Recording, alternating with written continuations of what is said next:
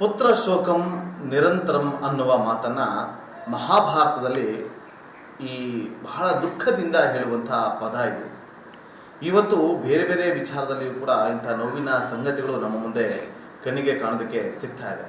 ನಾನು ಯಾಕೆ ಈ ಮಾತನ್ನು ಹೇಳಿದೆ ಅಂತಂದರೆ, ಇವತ್ತು ಚಿತ್ರದುರ್ಗದ ರೇಣುಕಾಸ್ವಾಮಿಯ ಬರ್ಬರ ಹತ್ಯೆ ಆದ ಬಳಿಕ ಅವರ ತಂದೆ ಕಣ್ಣೀರು ಇಂದಿಗೂ ಕೂಡ ನಿಂತಿಲ್ಲ. 10 ದಿನ ಆಗ್ತಾ ಬರ್ತಾ ಇದೆ ಇವತ್ತಿಗೆ.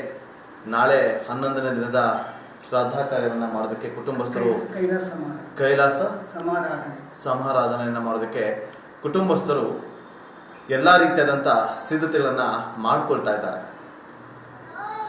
ಎಂತಹ ಕುಟುಂಬ ಅಂತಂದರೆ, ಬೆಸ್ಕಾಂ ನಿವೃತ್ತಿಯಾದ ಬಳಿಕ ರೇಣುಕಾಸ್ವಾಮಿಯವರ ತಂದೆ ಕಾಶಿನಾಥಯ್ಯ ಅವರು ಬರುವಂಥ ಪೆನ್ಷನ್ ಹಣದಿಂದ ಸಮಾಜ ಸೇವೆಯನ್ನು ಮಾಡೋದಕ್ಕೆ ಅದನ್ನು ಬಳಕೆ ಮಾಡಿಕೊಳ್ತಾ ಇದ್ದಾರೆ. ಅವರ ಮನೆಯ ಮೇಲ್ಭಾಗದಲ್ಲಿ ಒಂದು ಸಪ್ರೇಟ್ ಆದಂಥ ಕೊಠಡಿ ಇದೆ.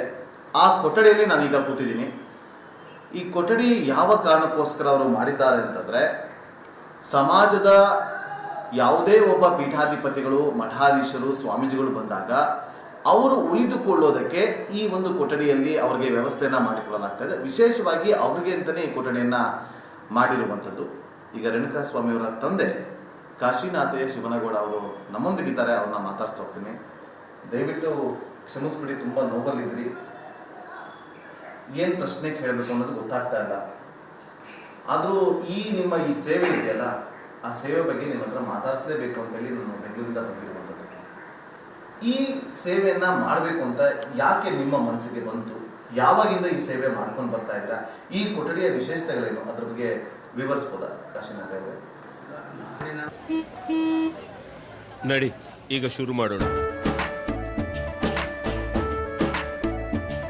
ಕೇಸರಿಯಿಂದ ಮನೋಲ್ಲಾಸ ಮನಸ್ಸು ಮತ್ತೇರಿ ಕುಣಿದಾಡಿದೆ ನೋಡು, ಮನಸ್ಸು ಮತ್ತೇರಿ ಕುಣಿದಾಡಿದೆ ನೋಡು. ಕ್ಷಣ ಕ್ಷಣವೂ ಆಚರಿಸಿ ಕೇಸರಿ ಹಬ್ಬ.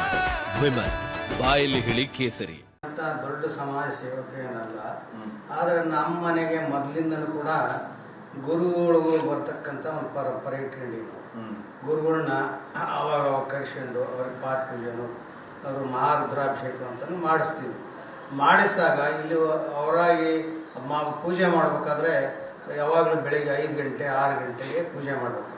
ಹೀಗಾಗಿ ಪ್ರತಿಯೊಬ್ಬರು ಯಾರು ಬಂದರೂ ಕೂಡ ಹಿಂದಿನ ದಿವಸ ಉಳ್ಕೊಳ್ಳೋ ಒಂದು ವ್ಯವಸ್ಥೆ ಇರಬೇಕಾಗುತ್ತೆ.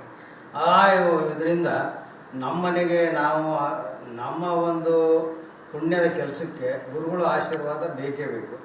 ಆ ಒಂದು ಇದಕ್ಕೋಸ್ಕರ ನಾನೊಂದು ಸಣ್ಣ ಕೊಠಡಿ, ಅದಕ್ಕೊಂದು ಅಟ್ಯಾಚ್ ಬಾತ್ರೂಮು, ಒಂದು ಹಾಲು, ಅಂದರೆ ಗುರುಗಳು ಇರಲಿಕ್ಕೆ ರೂಮು, ಮುಂದೆ ಹಾಲ್ನಲ್ಲಿ ಅವ್ರ ಪೂಜಾ ಮರಿಗಳು ಅಥವಾ ಬಂದಂಥ ಭಕ್ತರಿಗೆ ದರ್ಶನ ಕೊಡಲಿಕ್ಕೆ ಒಂದು ಹಾಲು, ಒಂದು ಕಾಮನ್ ಆಗಿ ಒಂದು ಮಾಡೋಕ್ಕಂತ ಬಾತ್ರೂಮು, ಟಾಯ್ಲೆಟು ಮಾಡಿದ್ವಿ.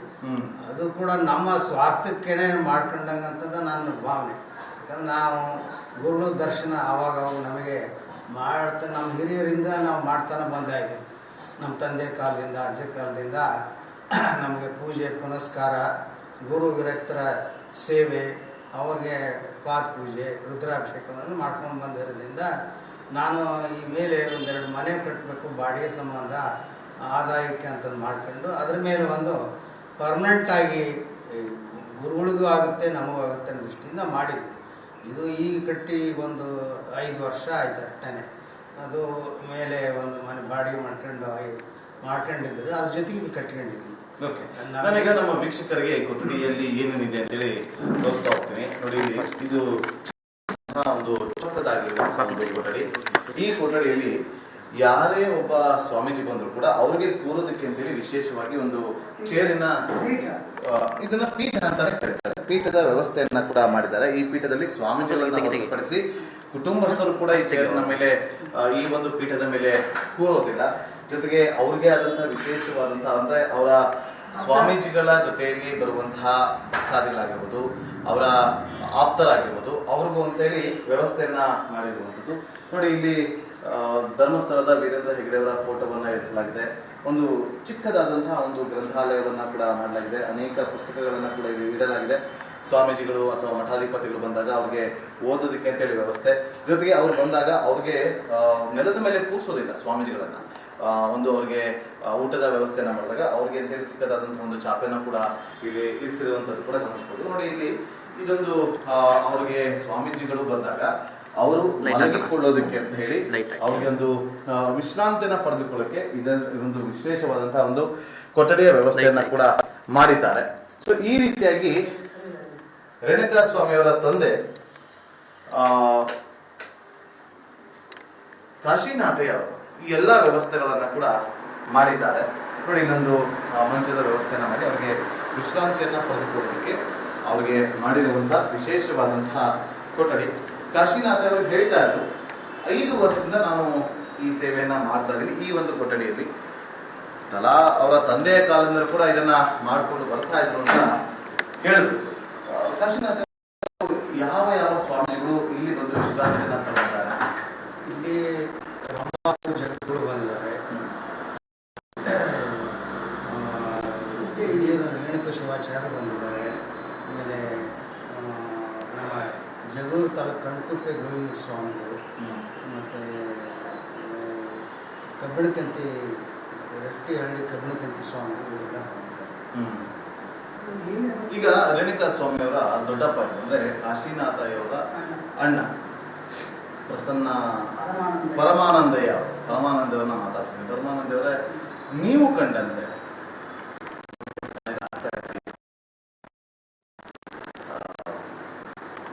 ಮಾತಾಡೋದು ಕೂಡ ಬೇಸರ ಆಗುತ್ತೆ. ಕೊಠಡಿಯ ಬಗ್ಗೆ ಹೇಳ್ತಾರೆ.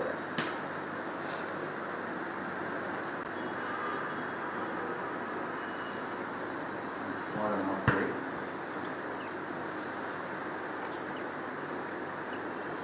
ಸಮಾಜ ಸೇವೆ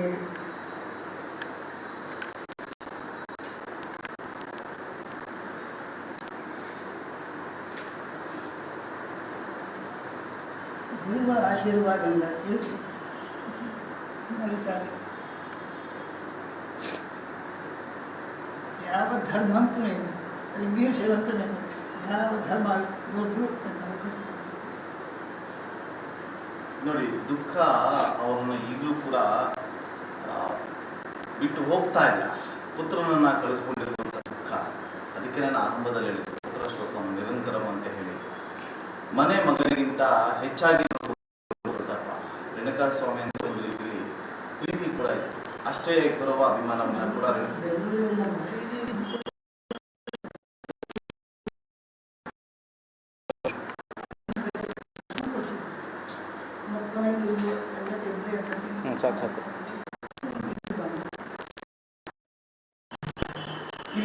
ಎಲ್ಲ ಸ್ವಾಮೀಜಿಗಳು ಬರ್ತಾರೆ.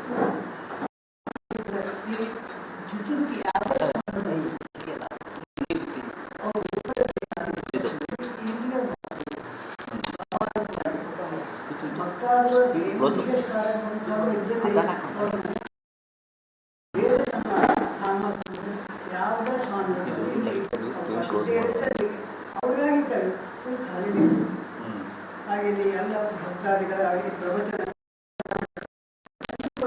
ಸಾಯಂಕಾಲ ಎಲ್ಲಕ್ಕೂ ಅವಕಾಶ. ಈಗ ಆಮೇಲೆ ಯಾವ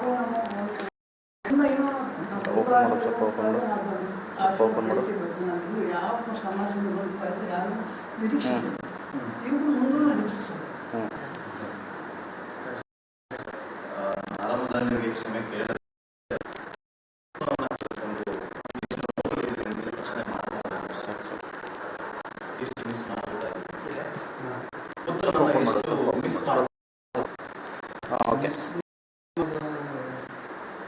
ಯಾವ ರೀತಿ ಹೇಳಬೇಕು ಅನ್ನೋದು ನನಗೆ ಅರ್ಥ ಆಗ್ತಾ ಇಲ್ಲ.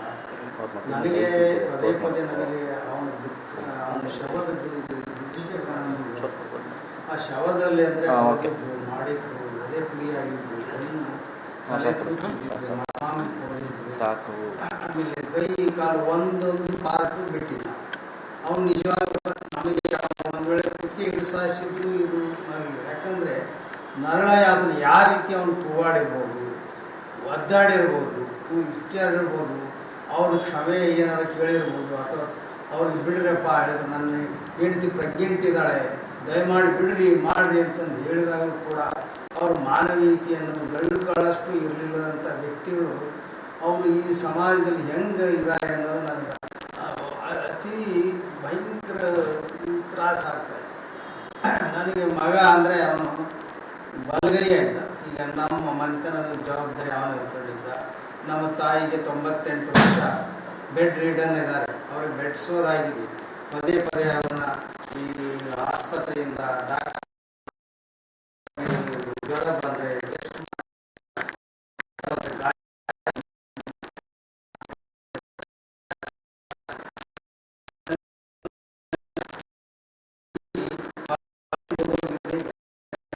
ನಮಗೆ ಆ ವ್ಯವಸ್ಥೆ ಮಾಡಲಿಕ್ಕೆ ಯಾರು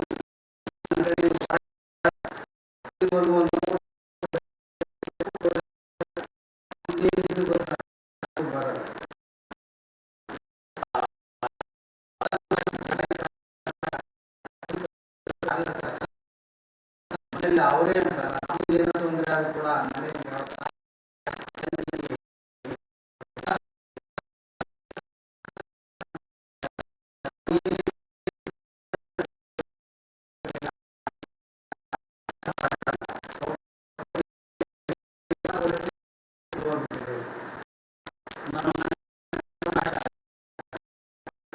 ಜೀವನ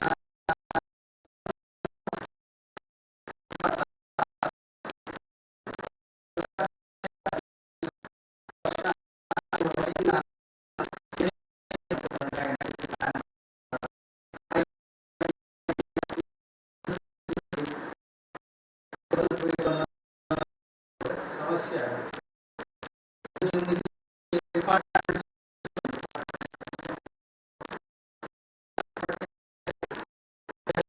ಆ ಹೆಣ್ಣು ಮಗುವಿನ ಚಿಂತೆ ನನಗೆ ಕಾಡ್ತಾ ಇದೆ.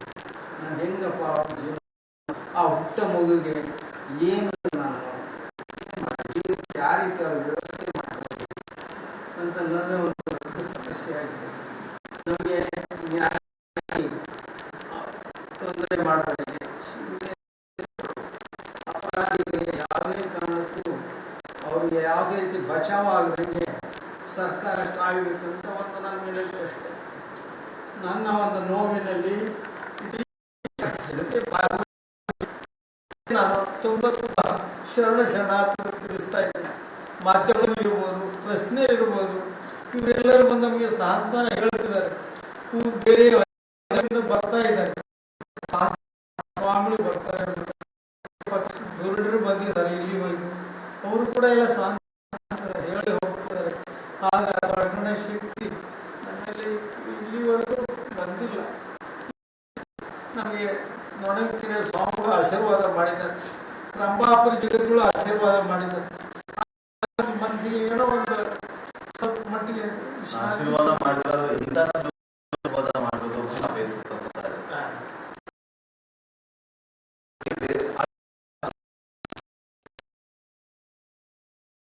ಸ್ವಾಮಿಗಳು ಅವರು ಆಶೀರ್ವಾದ ಯಾವ ಸದಾ ಕಾಲಕ್ಕೂ ಬೇಕು. ಇಂಥದ್ರಲ್ಲಿ ಅವ್ರಿಗೆ ನಮಗೆ ಅವರ ಒಂದು ಪಾದದ ಸ್ಪರ್ಶ ಮಾಡಿದ್ರೆ ಏನೋ ಒಂದು ನಮಗೆ ಒಂಥರ ಸಮಾಧಾನ ಸಿಗುತ್ತೆ.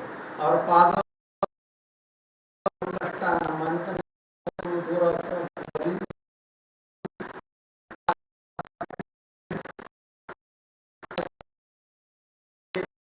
ಅವರ ಆಶೀರ್ವಾದದ ಬಲ ಯಾವಾಗಲೂ ಇರುತ್ತೆ ಅಂತ ನನ್ನ ನಂಬಿಕೆ ಇದೆ. ಆ ಮುಖಾಂತರ ನಮ್ಮ ಮನೆತನಕ್ಕೆ ಇದ್ದಿದ್ರಲ್ಲಿ ಶಕ್ತಿ ಕೊಡ್ತಾರೆ.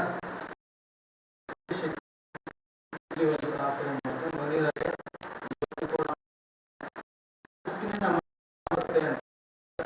ಕಾಶಿನಾಥ್ ಅವರೇ, ಧೈರ್ಯವಾಗಿ ರಿಪಬ್ಲಿಕ್ ಕನ್ನಡ ನಿಮ್ಮ ಜೊತೆಗೆ ಯಾವಾಗಲೂ ನಿಲ್ಲುತ್ತೆ. ಇವತ್ತೊಂದು ಮುಂದಿನ ದಿನ ಕೂಡ ನಿಮ್ಮೊಂದಿಗೆ ಇರುತ್ತೆ ಸದಾಕಾಲ. ಧೈರ್ಯವಾಗಿರಿ. ಪುತ್ರನನ್ನ ಕಳ್ಕೊಂಡಿದ್ದೀರಿ. ಸಾಂತ್ವನ ಅಷ್ಟೇ ನಮ್ಮಿಂದ ಹೇಳೋದಕ್ಕೆ ಸಾಧ್ಯ. ನಿಮ್ಮೊಂದಿಗೆ ನಾವು ಯಾವತ್ತೂ ಸದಾ ಇರ್ತೀವಿ.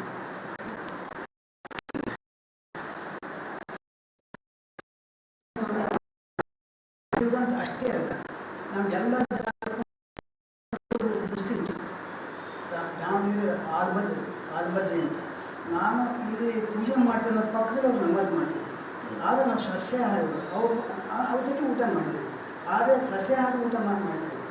ಈಗ ನನಗೆ ನಾವು ಹೇಳ್ತಿದ್ರೆ ಈ ಶಿಕ್ಷೆ ಯಾಕೆ ಅವ್ರಿಗೆ ಆಗಬೇಕಂದ್ರೆ ನಾನು ಮತ್ತೊಬ್ಬರು ಇದನ್ನು ಗುರಿಪಡಿಸಬಾರ್ದು, ಮತ್ತೊಬ್ಬರು ಮಾಡುವ ಅದನ್ನು ಪಾಠ ಕಲಿಬೇಕು ಅನ್ನೋ ಉದ್ದೇಶ ನಾವು ಹೋಗ್ತೇವೆ. ಈಗ ಯಾಕೆ ಆಗಬೇಕು ಅಂತ ಹೇಳಿದ್ರೆ ನಮ್ಮದು ಇಂಥ ಹುಡುಗರು ಅವರಿಗೂ ಒಂದು ಪಾಠ ಆಗಬೇಕು ಆ ಉದ್ದೇಶ. ಯಾಕಂದ್ರೆ ನಾವೇ ಜಾತಾಭಿಮಾನ ಖಂಡಿತ ಇಲ್ಲ, ವೀರಶೈವರೇ ಅಂತ ಇಲ್ಲ, ಇಲ್ಲಿ ನಾವು ಯಾವ ಜನಾಂಗ ಬರ್ಬೋದು. ಈಗ ನನ್ನ ಬೆಂಗಳೂರಲ್ಲಿ ನಾವು ಯಾವ ನನಗೆ ಎಲ್ಲ ನಮ್ಮ ಡಿಪಾರ್ಟ್ಮೆಂಟ್ನಲ್ಲಿ ಇವತ್ತು ಕೂಡ ನಾನು ರಿಟೈರ್ಡ್ ನಿವೃತ್ತಿಯಾಗಿ 23 ವರ್ಷ ಆಯಿತು. ಈಗೂ ನನಗೆ ಸಂಪರ್ಕ ಇದೆ. ಎಲ್ಲ ಜನಾಂಗದವರು ಅಷ್ಟು ನಮ್ಮಲ್ಲಿ ಬರ್ತಾರೆ. ಭೇದ ಜೊತೆಗೆ ನಾವು SC ST ಹಿಂದೂ ಮುಸ್ಲಿಂ ಇಟ್ಕೊಂಡು ಜೊತೆಗೆ ಕೂತು ಊಟ ಮಾಡ್ತೇವೆ. ನನಗೆ ಧರ್ಮಾಭಿಮಾನ ವೀರಶೈವರೇ ಅಂತ ಇಲ್ಲ. ಯಾವ ಜನಾಂಗದಲ್ಲಿ ಆ ಧರ್ಮಾಚರಣೆ ಮಾಡಲೇಬೇಕು. ಯಾವೇ ಧರ್ಮ ಇದ್ರೂ ಪ್ರತಿಯೊಬ್ಬರು ಧರ್ಮಾಚರಣೆ ಮಾಡಿ ಎಲ್ಲರೂ ಆಚಾರ ವಿಚಾರ ನಡೆಸ್ಕೊಂಡು ಹೋಗ್ಬೇಕು. ಅದು ನನ್ನ ಪ್ರಾರ್ಥನೆ.